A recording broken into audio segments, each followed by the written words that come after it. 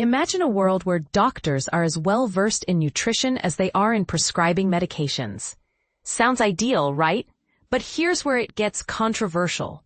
Health Secretary Robert F. Kennedy Jr. is pushing for just that, and not everyone is on board.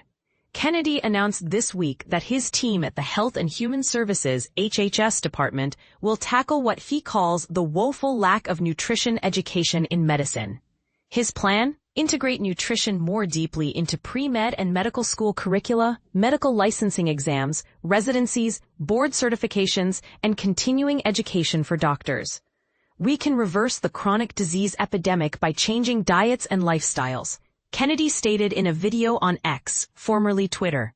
Nutrition needs to be a cornerstone of every doctor's training. But this isn't Kennedy's first bold move in reshaping public health. He's already made headlines for slashing vaccine research funding and downsizing federal health agencies, steps that have sparked intense debate. HHS directed medical education organizations to submit plans for incorporating nutrition education by September 10th. But the department has been tight-lipped on further details, pointing only to a press release. While many doctors applaud Kennedy's initiative, recognizing the critical role of nutrition in preventing and managing chronic diseases, others are skeptical. Some worry about the practicality of adding nutrition counseling to already packed patient visits. It's hard enough addressing one or two complex issues in a short appointment, said Dr. Nate Wood, a primary care physician at Yale School of Medicine. Others argue that HHS resources would be better spent on hiring more dietitians or expanding insurance coverage for dietary counseling. And then there's the concern that Kennedy's approach undermines trust in doctors, implying they're ill-equipped to care for patients. And this is the part most people miss. States like Texas and Louisiana have already passed laws aligning with Kennedy's proposals. Texas now requires doctors to take nutrition courses for license renewal, while Louisiana mandates a minimum of 1 hour of nutrition education every 4 years for certain doctors. But is this enough? Kennedy cites a 2022 survey showing medical students receive just over an hour of formal nutrition education per year on average. He also points to a 2024 study revealing that 75% of U.S. medical schools have no required clinical nutrition classes. That's what inspired me, said Dr. Dariush Mozaffarian, a cardiologist at Tufts University. Nutrition was the top cause of poor health in my patients, yet it was missing from my education.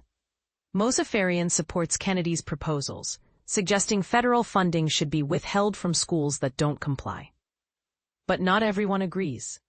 The Association of American Medical Colleges, AANC, argues that medical students already receive adequate nutrition training. A recent survey found that all 182 U.S. and Canadian medical schools now include nutrition in their required curricula, up from 89% 5 years ago. Medical schools understand the critical role of nutrition, said Allison Whalen, AAMC's chief academic officer. So, where does this leave us? Kennedy's call has ignited a debate about what we can reasonably expect from primary care doctors. Should they be nutrition experts? Or is it enough for them to identify dietary issues and refer patients to specialists? Dr. Jake Scott, an infectious diseases specialist at Stanford Medicine, argues that doctors already have this basic knowledge. The implication that we're ignorant about nutrition is misleading, he said. Scott also highlights systemic barriers, like food deserts affecting 18.8 million Americans, as the real culprits behind poor nutrition. Tacking on more medical education isn't the solution, he added.